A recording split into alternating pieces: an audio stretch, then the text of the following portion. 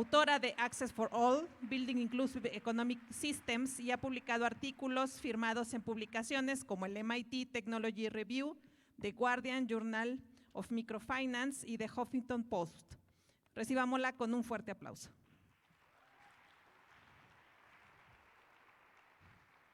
También nos acompaña Peter Drobak, médico especialista en salud público global y emprendedor social. El doctor Peter Drobak es el director del Centro School para el Emprendimiento Social en la Side Business School, cofundador y primer director ejecutivo de la Universidad de Equidad en Salud Global en Ruanda, trabajando en la intersección de la salud, la educación y la tecnología. Este hospital aspira a capacitar a la próxima generación de líderes mundiales en salud y convertirse en un centro de innovación mundial para la ciencia de la prestación de la atención médica. Bienvenido.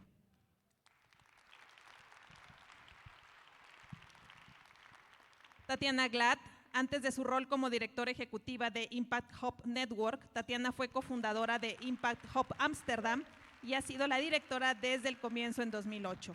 Junto con un equipo apasionado, ha logrado convertir Impact Hub Amsterdam en un socio que apoya a una amplia gama de empresas en su transición hacia un modelo de negocio sostenible en los Países Bajos y más allá. Tatiana, resumiendo todo lo que es una emprendedora social, practicante de sostenibilidad y estratega de cambio. Bienvenida al Valle de la Mentefactura.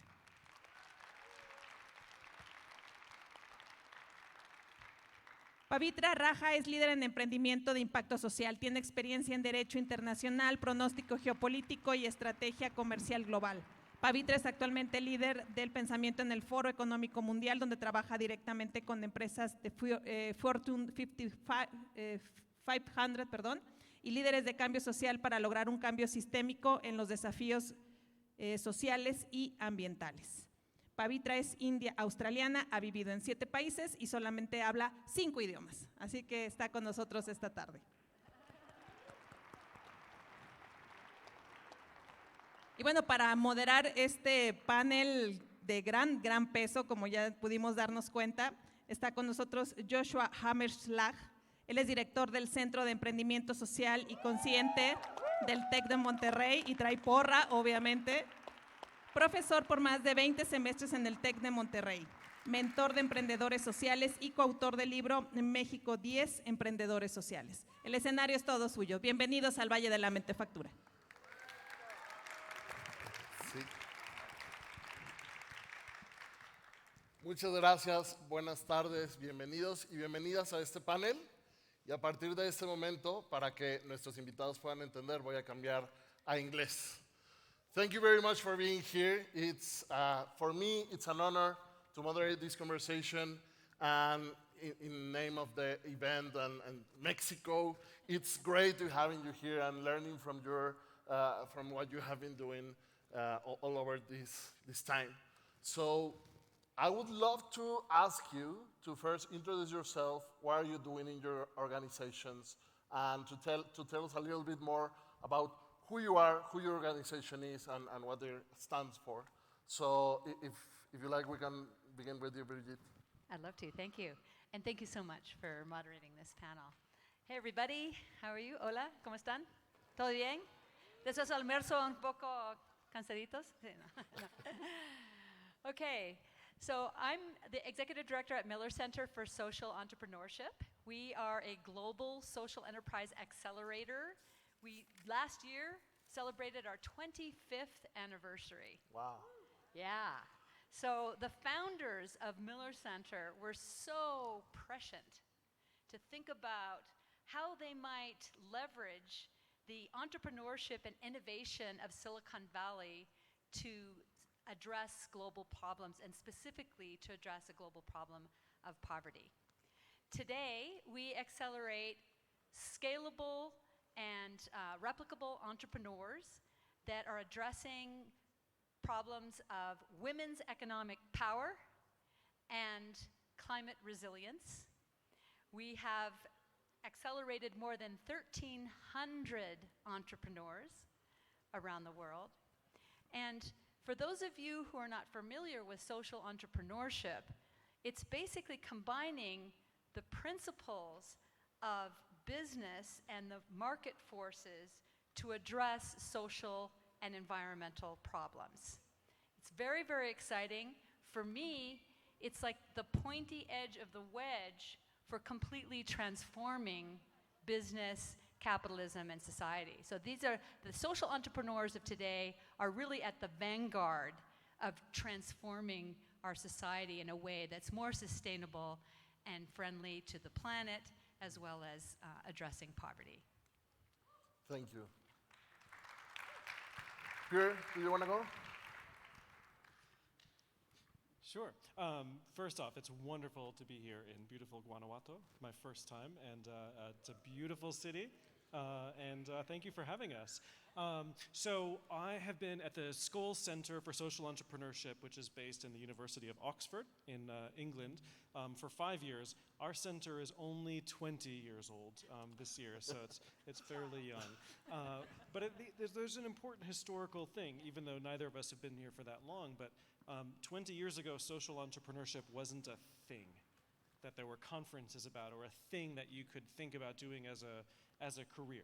I think it was happening, and for most of my career as a medical doctor and a public health doctor, working to make access to high quality health care available to every child, woman, and man on the planet, regardless of how rich or poor, where they're born, etc., I was social entrepreneuring all of that time without knowing it. And so the Skoll Center was founded 20 years ago to make social entrepreneurship a force for good in the world. We're part of a university, so we do a lot of teaching and leadership development, trying to train the next generation of entrepreneurial leaders to create impact. We do a lot of research on how change happens, and we bring people together and really build a global community and try to sit at the intersection of academia and practice, because that's what universities should be doing. And so there's this really generative cycle where change makers and brilliant people of all sorts are coming together. What I would just say about social entrepreneurship, and it builds on exactly what Bridget said, we take a very broad view of this. If you look at one of the original definitions of entrepreneurship, it's the pursuit of opportunity beyond the resources currently under your control. That's very broad, right? What it means is you have a hunger, you have an itch, you're annoyed about something, or you see an opportunity, and you want to build something big. Doesn't have to be a venture, though. It just means building real big impact. So you can be an entrepreneur, a social entrepreneur, as a founder of a venture, whether it's not-for-profit or for-profit. You can also be a social entrepreneur working inside of a big organization, nonprofit, in a big company. The best social entrepreneurs I've worked with are actually civil servants in governments in places like Rwanda. So it's about having an entrepreneurial mindset where you're driven by creativity, innovation, stubborn, relentless drive to change things, and a market orientation, being driven by those things and having that mindset. We're not satisfied with the status quo. So in my view, social entrepreneurs are the ones who build the future and the kind of world we all want to live in. That's why I teach, and that's why I'm so excited to see so many young people here today. Thanks. Thank you.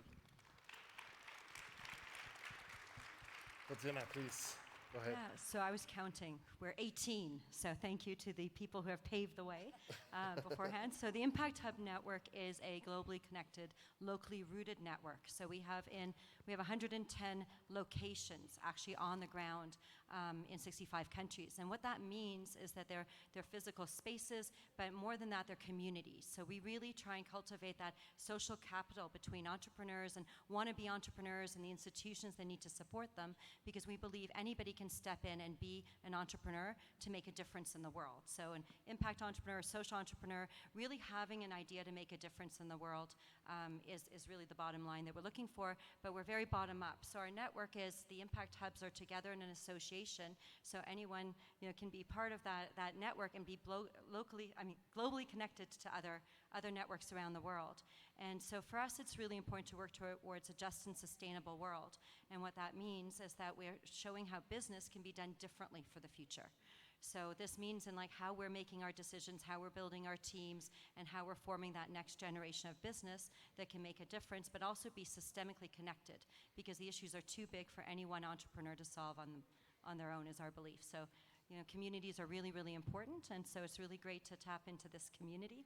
My first time here too, and I see a lot of great energy here in the room, so I expect all of you might want to step on this journey. Great energy.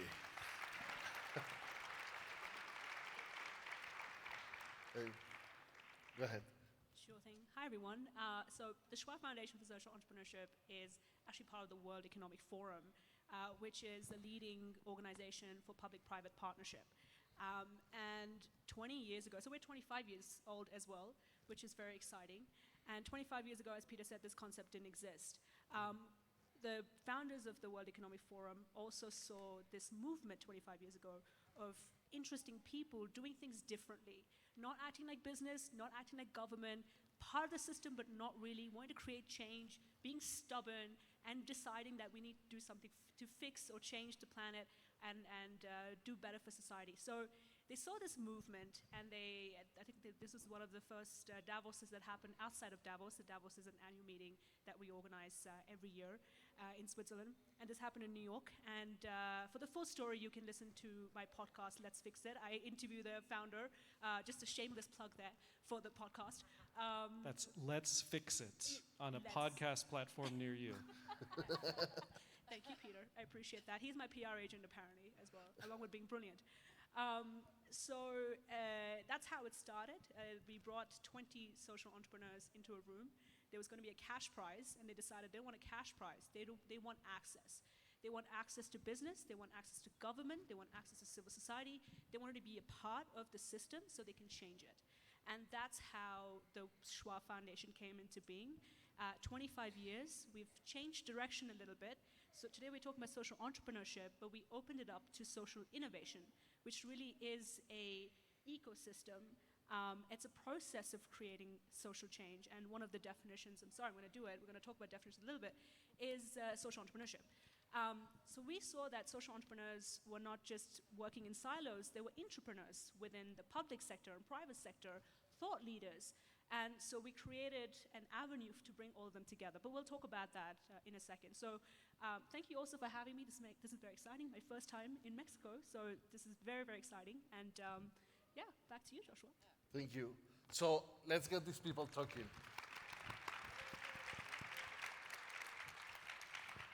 I want to go back to you, Brigitte. You said, 20, 25 years ago, this didn't exist. But it's not that we didn't have people doing things. It's just that we realized that there was a different way to do it. So I love your insight on why do you think the momentum came and this appeared? Like, what is it, the characteristics of social entrepreneurs that makes this interesting and exciting, and that the momentum came for this to happen? Yeah. Right. So I have actually been working in this space for a little longer than that, almost nearly 40 years. But I think that what started the ball rolling, I believe, was the onset of microcredit, honestly speaking. When microfinance and microcredit came onto the scene initially, the idea that you could serve poor and low-income people with products and services that they wanted and change the concept of these people from beneficiaries waiting for a handout or waiting for charity to customers who were taking charge of their own destiny and buying something that they valued, that what they believed was going to improve their life. That was a complete paradigm shift from the traditional concept of philanthropy, of global development, et cetera, which was much more of a sort of a charity and philanthropic concept. Then I think as people started to realize that there were sort of, if you could solve 3 problems, basically. If you could get close to the customer where they are, if you could provide a quality service, and if you could provide it at a price that's better than what's otherwise available to them, then if you could crack those 3 nuts, you could actually scale and replicate a model that will deliver social and environmental benefits well beyond the time when any charity or philanthropic money would be spent at a given place. And so I would place that at around 1995, around that kind of time frame. People like, oh my gosh, this is a whole different way of thinking about things. And then over time, those principles started to be applied to all kinds of other sectors, like health and education and energy and agriculture and all the different sectors where you find a lot of poor, low-income, marginalized, or excluded people. And so now I think today, when we think about social entrepreneurship, people have cracked those three nuts.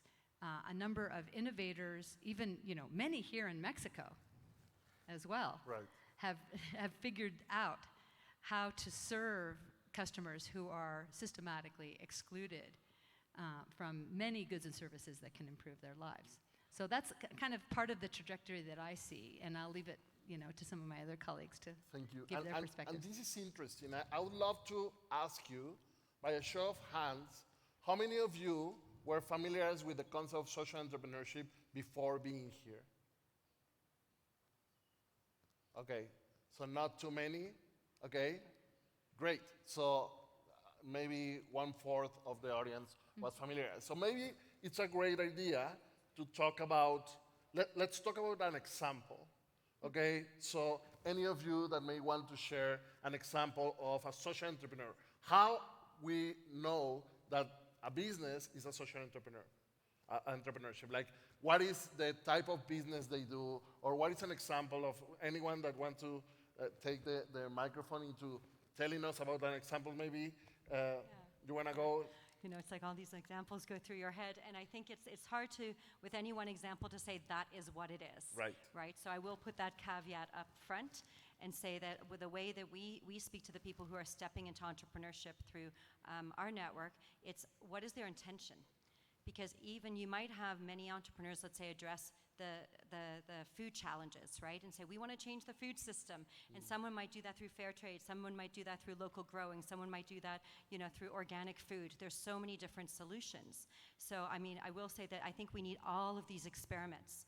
And that's why many of us here really feel strongly about cultivating communities. And I'll come to an example.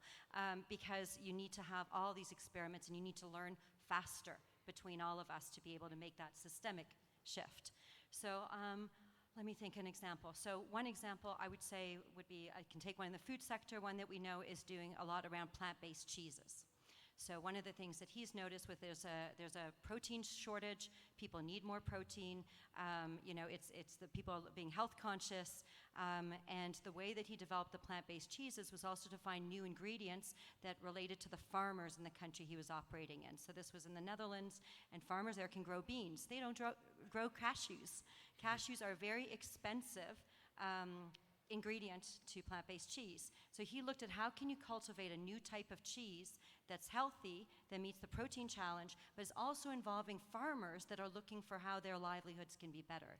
So I would consider him very much a social or an impact entrepreneur because he's addressing the social and the environmental, but also the economic piece to bring that economic empowerment to people who are marginalized in society in terms of trying to find their next step when it's difficult for farmers. That's one example.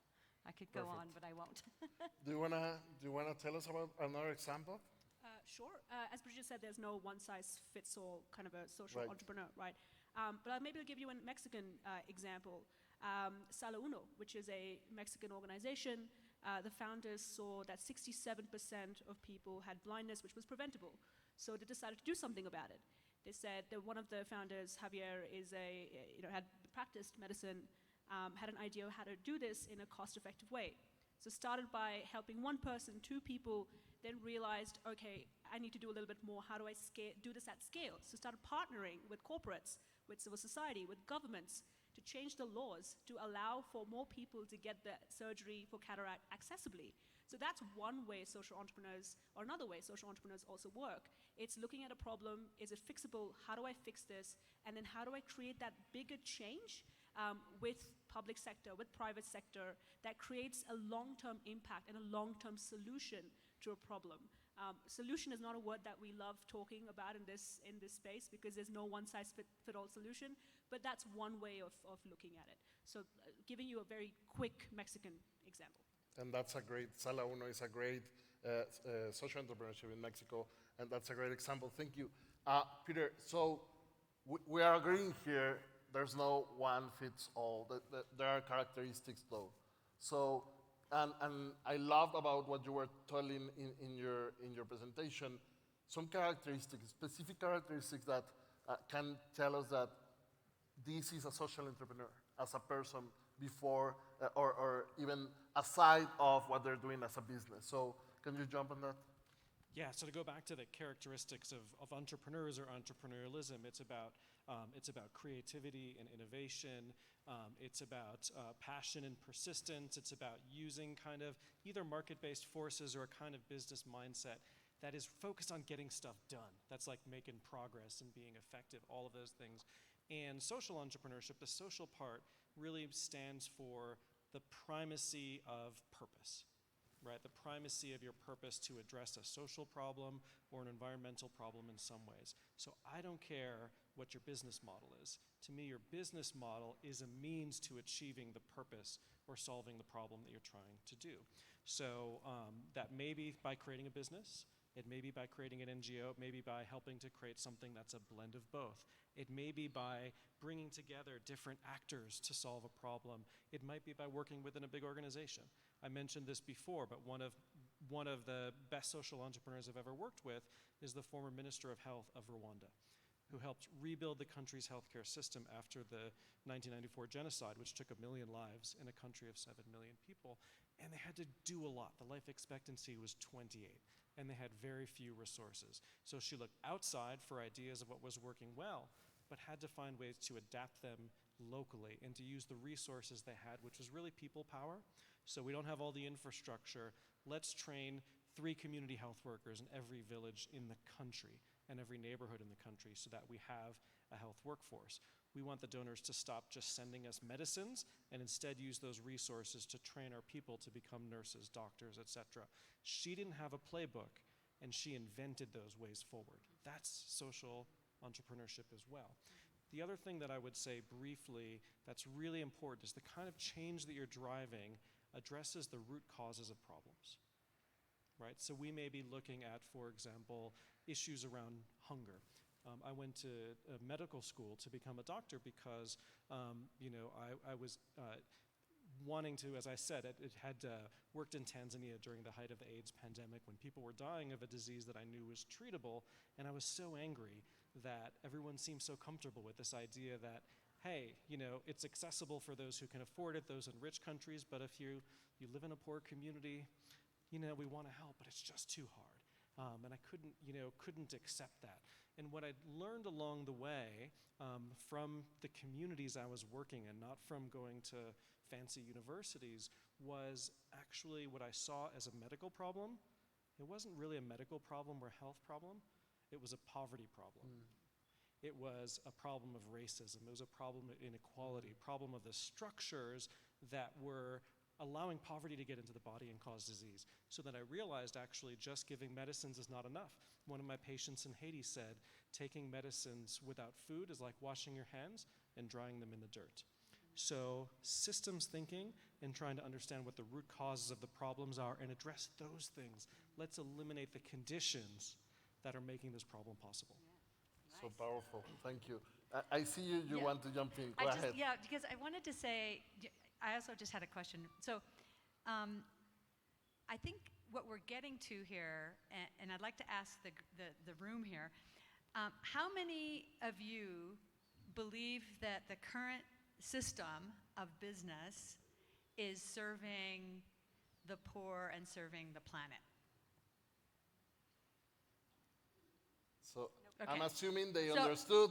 No one says Nobody. we Okay, believe right. that. So the urgency, I think what I'm trying to point out here is the urgency of looking at these innovative models Right. of social entrepreneurship to serve the poor, the marginalized, the excluded, and to serve our planet is absolutely, imperative.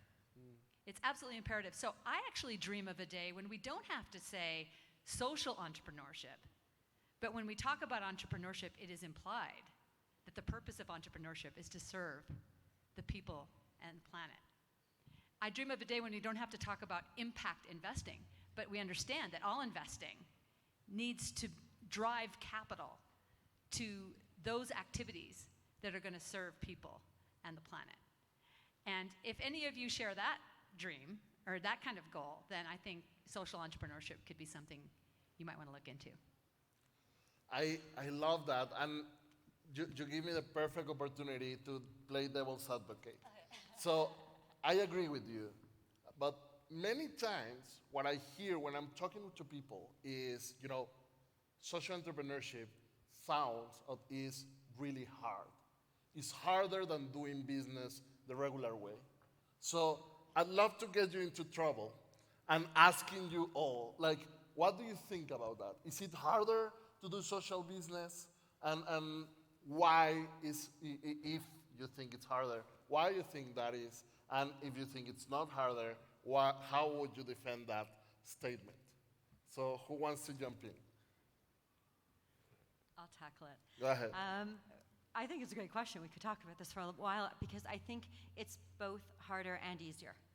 So I'll just share from my journey being a social entrepreneur. I've started 2 social enterprises, and I don't regret a minute of it, even though it's been some of the toughest stuff I've gone through. And the reason is that I think you're on a constant learning journey, which is so exciting. I've seen so many people kind of as you grow up, stop learning, get into jobs and just kind of do their thing. And I find it so exciting to be part of always learning, discovering something new about myself and meeting other people on a learning journey. But more than that, I think the easy part is to have such clarity about that mission. To have such clarity, I know what kind of a world I want to live in and what kind of a world I don't want to live in. And so, I remember one really, really tough day saying why am I doing this? It's really hard to find the money and the support, and it feels like a scarcity mindset all the time. And I remember kind of thinking I'd rather stay in bed and read a book and going, no, I'm going to get up and I'm going to do this. And that I made that decision every day after that because it's more interesting, I think, to live your life doing something that's worth doing. And seeing the difference before your eyes, because you do get immediate feedback. The systemic issues are big and they might take generations, but you get immediate feedback, of this is worth doing because people will turn to you and go, thank you. Or wow, you changed my life, or something, different happened because of this. And to me, that's just really, really powerful that we're building a culture of a different culture while we're doing a different way of doing business. I would say, agree with all of that, and that's what makes it easier. It's harder in the sense that there's not as straightforward a path as traditional entrepreneurship and traditional business. It's sort of been around longer in formal ways. There's more language that goes with it. So there's an easier playbook in some ways to do that. And there's more capital and more lots of things. So in that sense, it's a little bit harder. The other reason that it's harder is that if the idea is coming back to we want to address root causes, and we're talking about systems that are messed up, that are broken. So I went, naively out of medical school into the world thinking that I was going to just help treat HIV, and then realized the tools I had, my knowledge, and these pills were not enough. That we had to be thinking about poverty, we had to be thinking about education, we had to be thinking about food security, we had to be thinking about politics and racism and all of these things. That's overwhelming. That's complicated. And so it's hard in the sense that you are trying to address complex problems. The reality is this is the world that we face. And in business, I think it's been too easy to ignore all of those things in pursuit of your one goal. Right? There's 3 kinds of capital when we talk about sustainability. There's financial capital, there's social capital or value, and there's environmental. And historically in business, it's always only been about number 1. And you could be destroying number 2 and number 3. That's okay. That's the way the system is designed. And so we want to shift to is a place where you have to pay attention to trying to create more value all across the board, social, environmental, and financial. And so, yeah, that makes it more difficult. That's why, we're all here trying to create pathways, but it makes it a lot more fun because there's a sense of discovery. And same thing, I wouldn't trade it for a second if I spent all my life trying to build a business that was destroying the planet while I was making money. What would I tell my grandchildren? So at least for me, it's a reason to wake up every day. and to get to be around around a lot of people who share a same sense of mission and that solidarity and that community and that love is a real gift. I love what you're saying because I'm going to take up with what you were asking the audience. You know, maybe the problem is that doing business is too easy, in the sense that maybe it's easy because we allow companies to forget about the social and the environmental issues they're generating.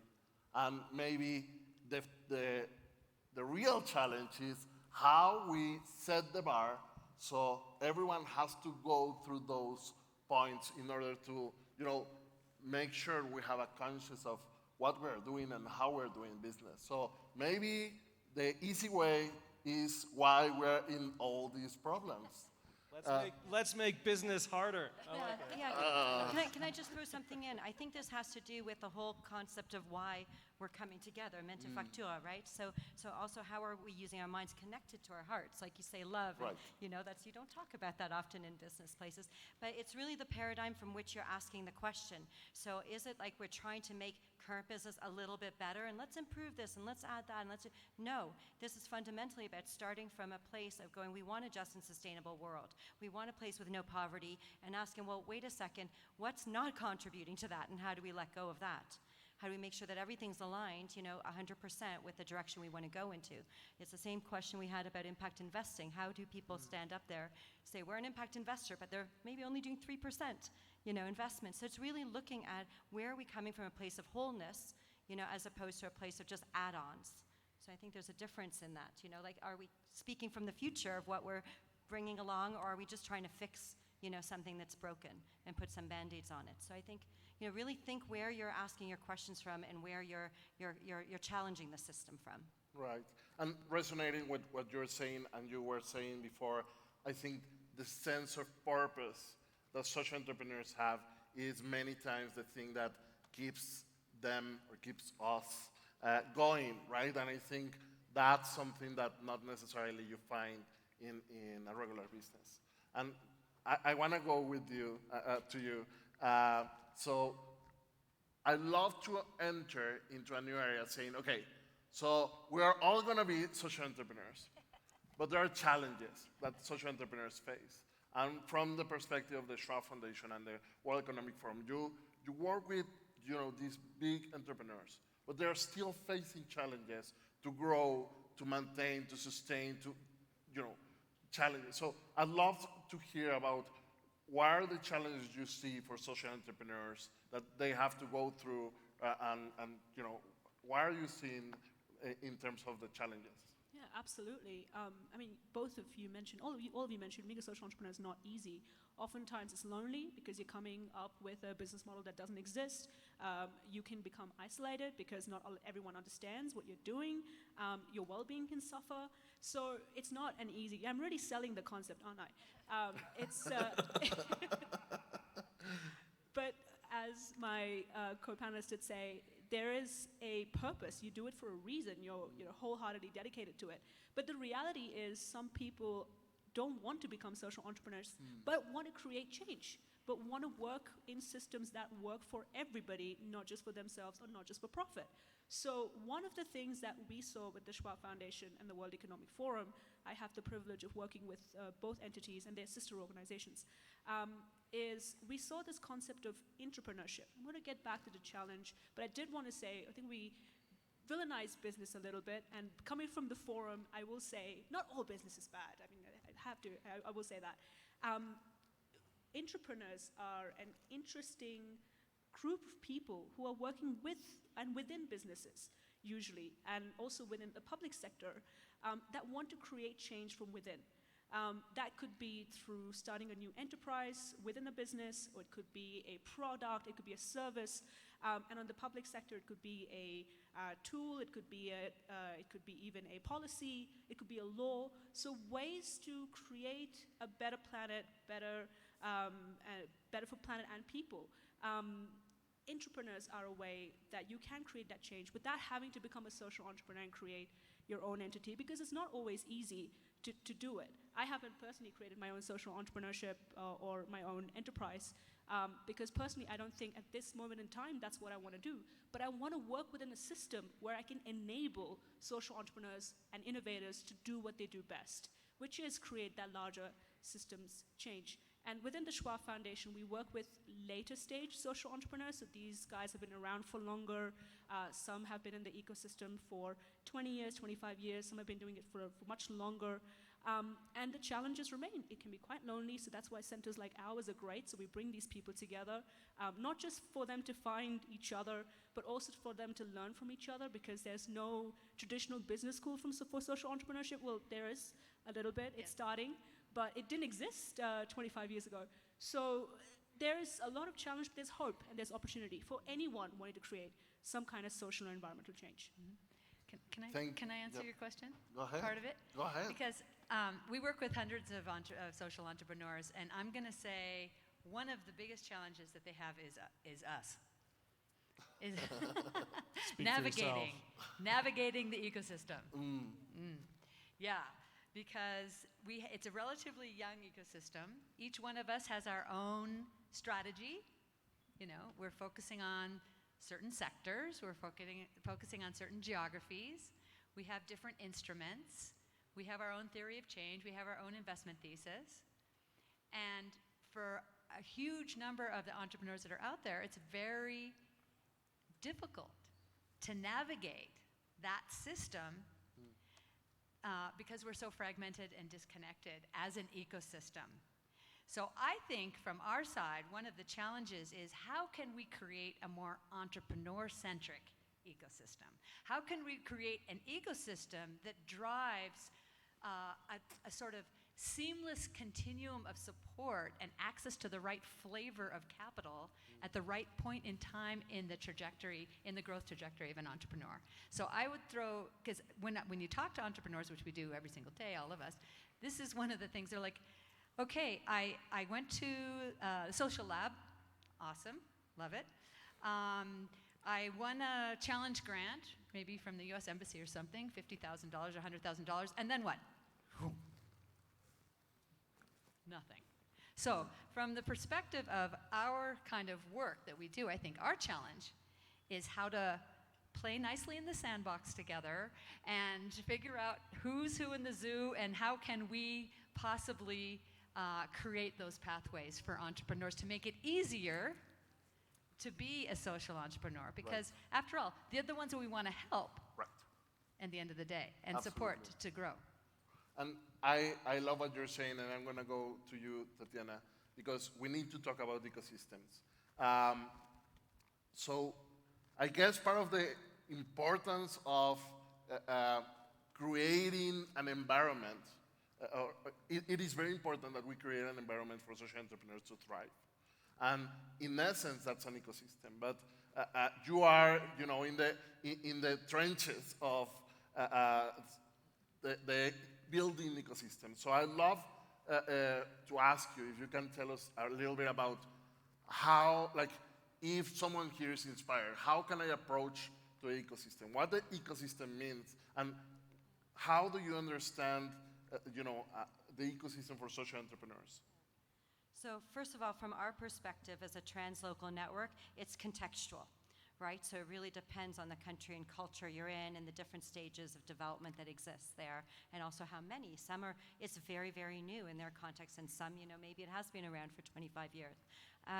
And so I think, in this sort of, ecosystem approach, what's really important is not to imagine that, there's something inaccessible up there. And it's true, we all have brands or names or this or that or institutions or places, but it's really about connecting with like-minded peers. So I think our effort, what we do all have in common, is we really want to create the conditions for peers to come together and learn from each other, right? So even if you don't have an impact hub or a social lab or anything in your own city, start by connecting other people. The way I started the Impact Hub in Amsterdam was, for 2 years, was just connecting people who are like-minded, like-spirited, saying we have a different vision for our city, and we actually think it should be led bottom-up in terms of the change we want to see, to address poverty, to address these kinds of things that, other people are ignoring. So the way that you can get involved is, one, take some sort of agency, because all entrepreneurs, that's a first test, right?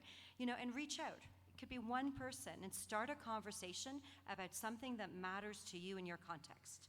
Second of all, try and, just keep connecting and see where the energy is, because I think to Peter's point about making this sort of flow also, it means you need to follow your energy as an entrepreneur, right? You don't want to kind of waste your energy and keep battling against something. You want to go, okay, what's going to lead me to my next step? And I think, third of all, start something up to address the very problem, that you see. And if that is a problem in the ecosystem, then maybe you become an ecosystem player too. Now, ecosystem is a really big language. We throw it around a lot. One of the things that I notice is we use network, community, and ecosystem, interchangeably. But I think if you look at learning about ecosystems from living systems, one of the things that you look for is symbiosis. That means different species can coexist, which means, yes, there might be competition, such like that, but it's finding your niche in the ecosystem. And that's why this is actually a really great opportunity for us to have time together to kind of reaffirm what's our own niche and how do we support each other to grow, right? Because there's enough sunlight to go around. So that's what I would advise. There's so many things that we can jump into that, but I want to go back to a point that you made, and I want to go to you, Peter. Let's talk about identities, because many times sometimes we idolize entrepreneurs, and sometimes we even do it to the extent that some people might feel excluded and saying, oh, so social entrepreneurs are amazing, they're solving the world, but I don't see myself as a social entrepreneur, so I don't fit in terms of the impact. And Patricia mentioned intrapreneurs, and we were talking before, and you mentioned this concept that you have at school, that is intrapreneurs, entrepreneurs, extrapreneurs. And I love that you can, I would love if you can jump into that and talking about the different identities and how you see that maybe like how impact is available for a vast majority of people, if not everyone. Yeah, thanks. I think one of the maybe missteps that happened in this field early on, social entrepreneurship, in some ways the field was built on the back of entrepreneurship, right? So it's like you want to be the Steve Jobs of making the world better. Everyone thinks Steve Jobs is really cool, etc. And so what happened in the early days was that we prioritized the heroic entrepreneur over the work and over the organization, over the sense of community that needs to actually be doing the work. And what that meant was elevating and celebrating usually people who look like me. And I'm a very good-looking guy, don't get me wrong. But what I mean is people who were typically male, typically white, typically coming from the US or Europe, etc. And that's a problem, because that does create a sense of exclusion. Or you look and say, I don't see anybody there who looks like me. Maybe this isn't for me. So I think there's two problems there, right? One was highlighting or elevating sometimes the wrong people, because what it does is fails to recognize all the different kinds of expertise that we have collectively, not just the expertise that comes from going to university and getting a degree, but from your lived experience, particularly those who are living with the problems we're trying to address, from your practiced experience, etc. And that makes it more inclusive, but also I think as a field we've been moving much further away from saying it's about the visionary leader. We call them the heropreneur, and instead it's about folks working with an entrepreneurial spirit, but working together, right? One big difference from entrepreneurship, like the core tenet of business strategy is competition, right? And I think you've heard us say cooperate or collaborate probably 10 times already, because we need to work together. I want to be competing with myself to do better every day, but I want to be working with all of you so we can help more. That's amazing. And we're approaching to the last part of the panel, and I encourage you to prepare your questions, because we're going to have a space for you to ask questions. And I want to go into a happy note in this panel. So I would love to ask you, what is exciting in the ecosystem? What's happening that gives you excitement, that gives you hope that, this wasn't happening, or we never thought this was going to happen so fast? Like, what is exciting for you now? Wow. Okay, well, I can start with, Miller Center for Social Entrepreneurship is also at a university, and we have historically tended to be very outward-facing towards the entrepreneurs and our mentor network. And we had a very meaningful and transformational program with students at the university, but that only really reached 15 students a year. Right. That's when I arrived a couple of years ago, that's all we had. So we set a big audacious goal for ourselves to go from 15 students to 500 students a year. This was back in 2020. We put our goal for 2025. We want to be reaching at least 500 students a year. Well, after the second year, we blew right past that one. We already got by 2022, we already got the 500 students. And so why does that give me hope? Because we opened the door just a tiny little bit to try to get more students engaged in social entrepreneurship, and there was just a flood of interest. So for me, that's an incredibly good sign. Right. For the planet and for the people on this planet, that there are so many young people, like many of you who are out here, who are seeking something more in their careers, who are seeking purpose, alongside, obviously, making a living, because we all have to do that as well. Yeah. So that's one thing, and I could talk about something else later, but Yeah, that's definitely exciting. I want to go to you and ask, so we're in this event, and this event is happening thanks to the collaboration of a lot of entities, and one of those is government. So many times, we can have a perspective on, and sometimes it's difficult for government to jump in, these kind of causes, but we're seeing that more and more. So I would love to hear about your opinion about how government can be participating in impact and, either examples or anything that you want to share around that. Yeah, sure thing. First thing to say, government is an integral part in helping us create social and environmental change. The laws, the policies of any country enable that. In terms of an example of how we engage government, so I work with the World Economic Forum, where we bring different stakeholders, public sector, private sector, civil society, social entrepreneurs, we bring them together and give them the same decision-making table. Everyone has the opportunity to speak and collaborate for one cause or the other. And then everyone has a part to play in making that change happen. Now, one of the ways that the Schwab Foundation recognizes government and public sector work is, as I mentioned, through the public entrepreneur. Now, entrepreneurship in the public sector is a little bit more tricky than entrepreneurship in the corporate sector. It's easy to define what a corporation does. It creates services, it creates products, it creates tech, it creates services. So it's easier to figure out how to, and there's so many examples of entrepreneurs in the corporate space, and one, I'm happy to give you that in a bit shortly.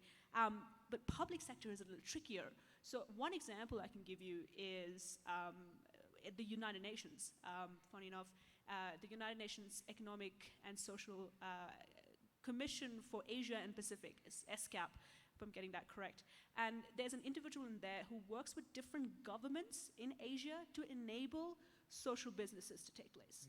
He works individually with governments, telling them how they could figure out laws or policies or instruments to help more social businesses thrive. So that's one way a public sector entrepreneur can help and create a system where social and entrepreneurs and social businesses can thrive.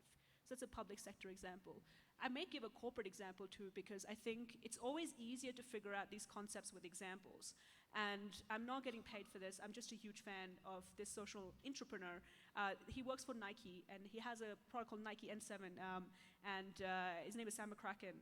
And Sam is indigenous. He comes from the indigenous part of the US. Blue-collar guy, used to work in literally shipping Nike products, was working with his indigenous community, had this idea that what if these shoes had some indigenous designs? And then we could sell them and get some profit, and that goes back to the community, and the community plays more sport because there was a crisis with health in his particular indigenous community. So he put together a one-pager business document, went to his boss and said, hey, what do you think of this? Can we make this happen? Lo and behold, 30 years later, Nike N7 is very much there, thriving. You can buy the shoes if you need to. The profits go back to the community. So that's an example of a corporate sector entrepreneur.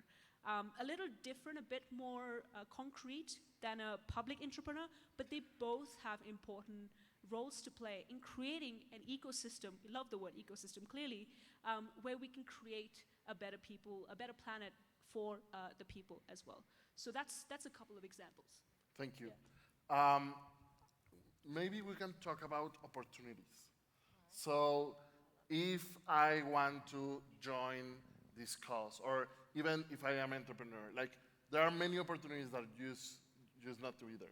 So do you want to touch on that? Like, what are the opportunities that we're seeing now that people want, that people can, take or Well, first of all, there's lots of learning opportunities like the School Forum, like many of our impact hubs run programs, and more are virtual. So you can kind of get on a website and you can join a session, you can learn, and there's a lot more out there, I think, available, since the pandemic, that we've been offering a lot more things hybrid, all of our networks.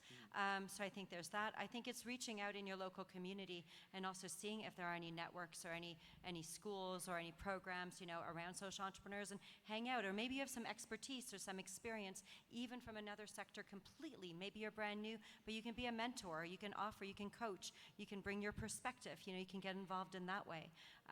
And then I think, there's also, if you're in a position to either propose a program or bring one about, that there are ways to do that. But if you're a startup entrepreneur, one, you can go to an impact hub near you. We have 2 in Mexico, in Monterrey, Mexico City, or even if you want to start one, because we're always starting like bottom up in terms of that.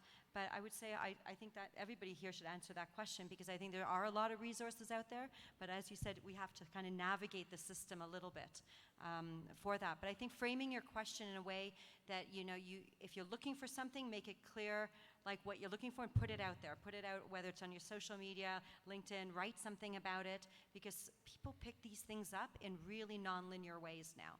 So, don't feel alone, or come and talk to us in this event. I think we're all here tomorrow. And before I ask Peter something, I would love to ask you to prepare your closing remarks, because we're approaching to that moment, and we want to have at least 5 minutes to have questions from the audience.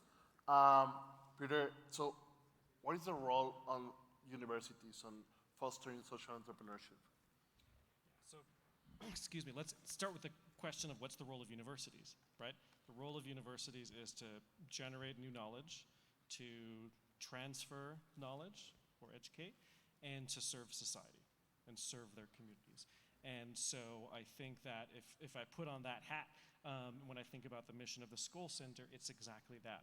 We're trying to help create pathways to allow for entrepreneurial leaders to make change more easily, to learn more, to work together, etc., to understand how to address sometimes these big complex problems, how you can really go about setting out to change the world, but have practical pathways to do so, and then to connect each other. And I think that community building is a really big part of all the work that we do, and that can happen at the grassroots, it can happen in universities, etc. And I think that in general, universities need to be much more open. Oxford is a wonderful university, of course. It also has very thick walls, all of its medieval architecture and things. So what we've been trying to do is really open those doors and think about how we can use technology, for example, to reach many, many, many more learners and students around the world. So we run a program called Map the System, which is for young people who are university students who want to address a social problem or environmental problem, to come together and to dig into and research that problem while they get to effectively take an Oxford course online to help guide them along the way. So I think it's just one of many ways, but universities sometimes become a little bit elite and close their doors, and I think that universities ultimately are of the community and for the community, and I think that we have to lead by example. Thank you. Now, let's go to the closing remarks. So, what is it that you would love to, say, like this message? Oh my God, okay. Hope. No pressure. Yeah. No pressure. Well, one of my favorite quotes is from a science fiction writer called William Gibson. It said, the future is already here, it's just unevenly distributed. So what that means is you have examples right here in Mexico of amazing social entrepreneurs. I'll just mention one that we know well. Someone Somewhere is an amazing organization that sources from artisans in poor areas of Mexico, Oaxaca, Chiapas, Puebla, different parts of the country. The mostly women artisans who work with Someone Somewhere triple their incomes relative to what they've been doing before. They're the first company in Mexico to achieve a carbon neutral certification.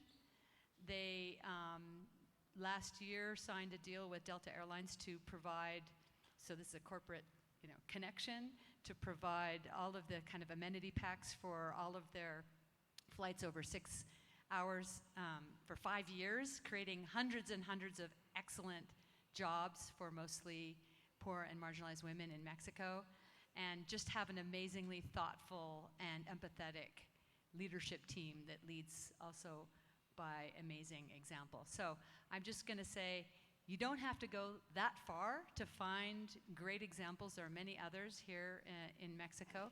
So I would say if I were here, I was a young person in this room and interested in social entrepreneurship, I would go and learn from some of these amazing groups right here in your backyard. And maybe in a few years, we will hear your story here. Yeah, that's right. That's amazing. Thank you. Peter? Yeah, so social entrepreneurs have been around for a lot longer than the term. You could argue Jesus was a social entrepreneur. But what I would submit to you today as a final thought is that today is the best moment in the history of the world to be a social entrepreneur for so many reasons. And so I'm glad you've all committed today to become social entrepreneurs. Thank you. What I would also say is that it comes not a moment too soon, right? We've seen what's happening around the world right now. We know the climate crisis is at our doorstep and is happening. We've seen the way the rise of populist governments are pushing us towards authoritarianism instead of democracy. We see the way technology is dividing us instead of bringing us together. We can't wait. So my invitation to you is don't wait for an invitation, don't wait for permission, don't wait for a degree or a course or whatever. The best way to learn is to start. So start today. Great, thank you. So I think building on the talent that is here, building on the challenge of the day, then I would leave the invitation or challenge to all of you to say, Guanajuato is a really interesting place. Everything I've just learned in a very short time here means that if you can bring together the companies and government and a socially entrepreneurial culture, attitude, and those of you who really want to step into it, imagine a Guanajuato that is leading the world in looking at sustainable mining. Imagine that you're looking at circular economy as being the way that you do manufacturing. Imagine that you're able to work, across the divides with the indigenous entrepreneurs that might exist in the mountains there. So there are so many opportunities here, and think about the Guanajuato that you want to be, because there's such potential here, right? And there's so much energy right now, and you can feel it in the room. So I would really encourage you to step up and collaborate and be that example that the world really, really needs. Wow, it's hard to follow that. That was amazing. I do want to say that we talked a lot about social entrepreneurs, and most of you want to become a social entrepreneur, and go for it, because as Peter said, this is the best time to do it. But for those that the concept has not resonated with, don't fret. There's other ways to create social impact. There's other ways of making the world a better place. That sounds cheesy, but there is. You can go work for an organization that is devoted to a cause. You can start something within an organization. You can work for a government and start something within the government. You can propose a law. You can lobby for a law if you're in civil society. There's ways of creating a better planet for yourselves and those around you. You don't have to only become a social entrepreneur. I think that's the only way to do it. There's multiple ways of creating social and environmental change, and good power to you to do it in your own way. So I'm going to end with that today. Thank you. I want to express my gratitude, my admiration to what you do. Thank you for having this conversation, for having the space to be here. And let's join in and give him, thank them in a Mexican way. Let's give them a big round of applause. And thank you for hosting us. Muchas gracias a todos. So we might have space for one question, maybe, I don't know. Okay. Perdón.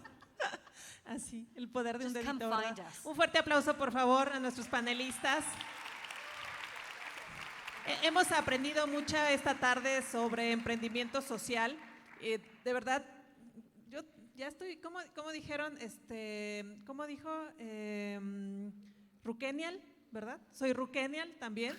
Entonces, pero sigo siendo utópica y sigo creyendo en que podemos hacer de este mundo un lugar mejor, que lo de la Mentefactura nos va a apoyar, nos va a dar herramientas, porque tenemos que crecer espiritualmente, socialmente, somos humanos, pues ser mejores seres humanos, ¿no? De verdad, yo les agradezco mucho a todos ustedes, a Brigitte, a Pavitra, a Tatiana, a Joshua, a Peter, muchísimas gracias de verdad por estar con nosotros. Bienvenidos al Valle de la Mentefactura, que no sea la primera vez que estén con nosotros, que sean una de muchas. Tenemos unos pequeños presentes en lo que le entregamos. Voy a despedir la transmisión de redes sociales, vamos a continuar más adelantito en unos instantes con crossover de ecosistemas, pero de verdad agradecerles de todo corazón que estén con nosotros. ¿Les gustó? Excelente. Si nos acompañan para una fotografía, por favor.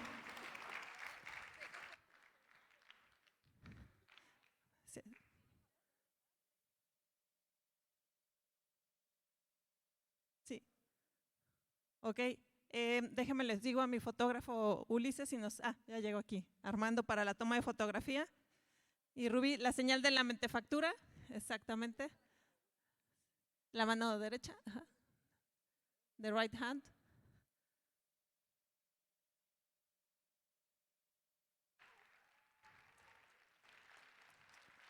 Muchísimas gracias y ojalá nos puedan acompañar al siguiente panel. Muchísimas gracias. A ustedes, gracias a ustedes.